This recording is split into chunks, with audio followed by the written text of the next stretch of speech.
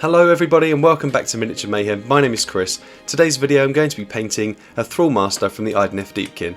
I've decided to paint my army in the Briomdar colour scheme. I hope you like it. If you find the video useful, please click the subscribe button and let's get straight into the video. Before we get started, this model is quite complicated, so I've decided to break it up into 3 different sub-assemblies. I've got one part for the body and the base, one part for the fish, and another for the backpack that contains his daggers. I've mounted these all onto cork and spray painted them all black. The first thing we're going to work on is the fish on the base. I'm base coating this fish with Kantor Blue, which although it is quite vivid, we are going to tone this down with inks and then highlight it with quite a muted colour. The whole scheme's quite homogeneous and I've used the same highlight colour across all of the different colours, which helps to tie it all in together at the end. With the base coat now complete, we're going to apply an all-over wash of Drakenhoff Nightshade. Try not to let this pool anywhere where you don't want it to.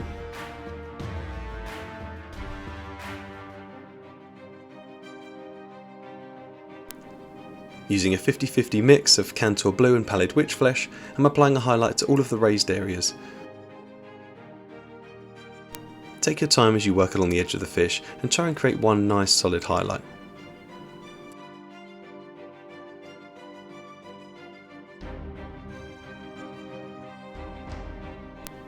For the fins I've decided to use corn red. I'm going to use this colour for all the details on the fish. With the fins now complete, the fish is starting to come together nicely. Using the same colour, we're now going to apply some stippling along the back of the fish. Take your time and try and create some random patterns. I'm using a size 0 brush here, but really any brush with a good tip will do.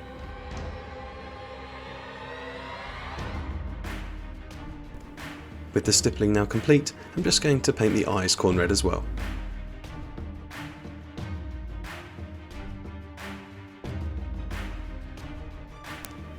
Using some watered down Pallid Witch Flesh, I'm now going to build up the colour using a few thin layers on the teeth. Take your time and try and pick out each tooth individually. The benefit of using down a watered down paint is if it does flow into the recesses, you can quickly wick it away using a clean brush.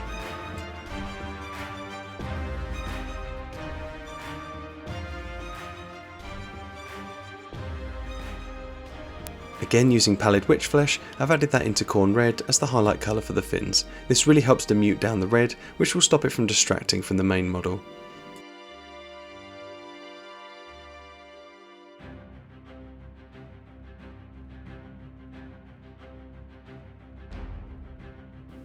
And with that final layer applied, the eel is now finished.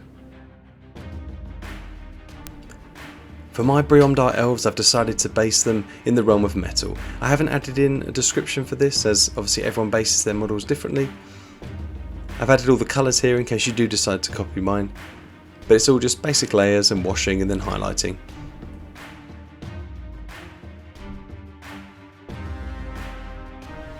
Now working on the Thrallmaster himself, we're going to use Mechanicus Standard Grey and base coat all of the flesh areas.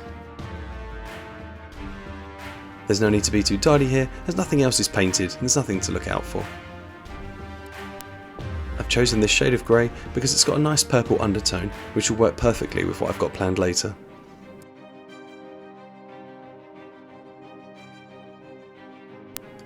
Next, apply 2 thin layers of watered down Dawnstone.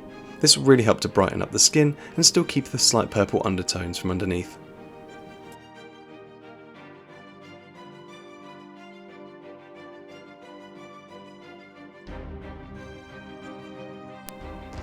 Using a mix of 1 part Xerus Purple and 5 parts Lamian Medium, I'm applying an all-over glaze to the skin. The goal here is to have the purple settle nicely into the recesses without gathering too much on any of the flat surfaces. I like this as it brings a warmth back into the flesh and helps to add some realism to an otherwise quite alien skin tone.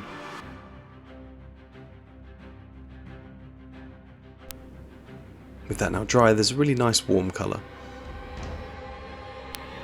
Now going back to our original highlight colour of Dawnstone, mixed with a little bit of water, we're just going to highlight the raised areas. Work your way slowly around the model and make sure to leave some of that nice warm purple in the shadows. With that layer of Dawnstone dry, I've got some really nice subtle shading. Now we're going to use Pink Horror to pick out the scarring all over the Thrallmaster's chest.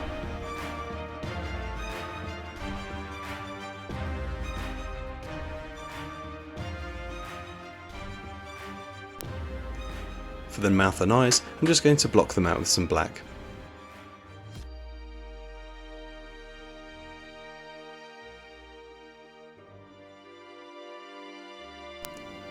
Using Pallid Witch Flesh, I'm just going to put a small point of white into each corner of the eye.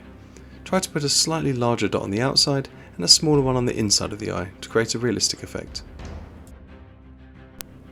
For the leather strapping and trousers, I've used a base coat of Dryad Bark.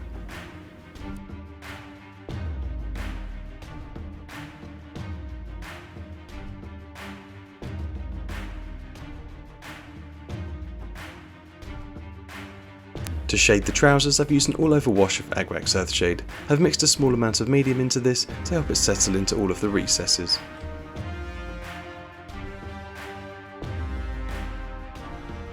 Using a 50-50 mix of Dryad Bark and Pallid Witch Flesh, I'm applying a highlight to the raised edges on all of the leather areas.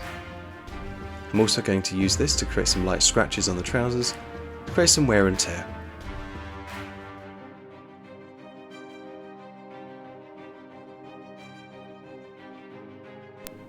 The first of 3 greens used in this project is Waagh Flesh. I'm going to apply this all over the armour.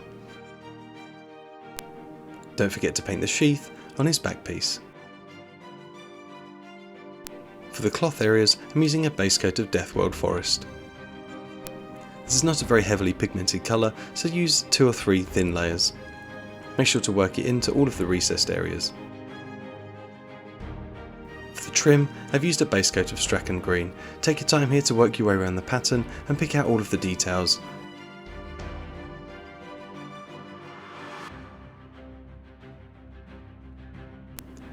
With that, all the different shades of green areas are now base coated.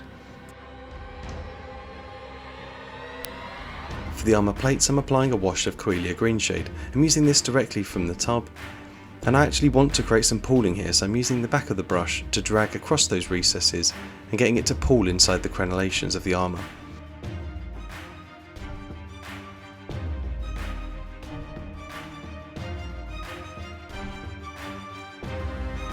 With the Coelia Green shade now dry, I'm applying a really watered down Athonian camo shade to all of the cloth areas. For Briomdar, I really like how this looks. It kind of creates like a nice seaweed green colour.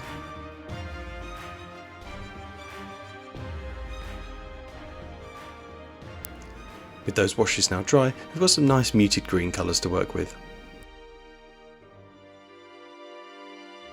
For the armour, I'm applying a highlight of Warpstone along all the raised areas. When I'm highlighting all the crenellations which don't stick out as much as like the very tip of the armour, I like to use quite a heavily loaded brush so that the paint comes off easier.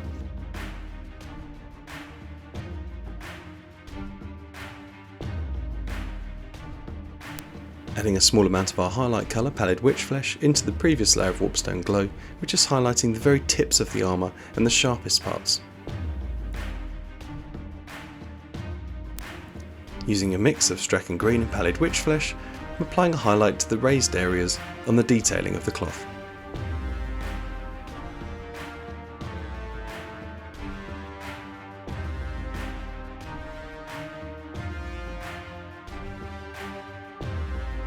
For the sash, I'm applying an all-over base coat of Jokaero Orange. This creates a really nice contrast for the greens.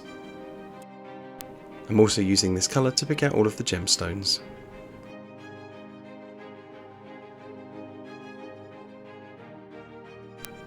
For the sash, apply a wash of Fuegan Orange.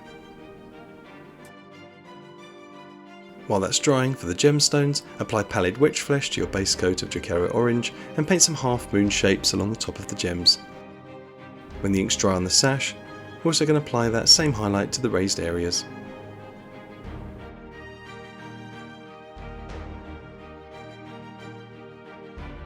Don't forget to do the same thing on the swords for his back. For my Briomdar Idoneth, I really wanted to have some bone weapons, so I decided to base coat these with Xandri Dust. With the base coat now dry, I'm going to apply an all over wash of Seraphim Sepia. I've watered this down with Lahmian Medium and I'm applying it all over. I'm going to paint these bone blades in a kind of oversimplified non-metallic metal style, so I want the wash to pull in some of the areas that I intend to be shaded later on. For the first highlights on the blade, I'm using Xandri dust mixed with Lahmian Medium. This helps to make the paint a little bit more transparent and makes the highlights a little bit softer as it goes into the shadows. I'm painting this along the edges of the blades, trying to stay on all the raised areas, and along the shafts I generally create just a straight line. For the cutting edges of the blades, start working the paint towards the sharp edges and the places where you think the light would catch. Working on the highlights from the previous layer, I've added a small amount of pallid witch flesh into the previous mix. This is quite watered down, so if you do make a mistake like I did at the beginning there, you can just use your finger to move the paint away. Using this final highlight colour, we're just picking out the highest raised areas and all the sharp edges along the blades.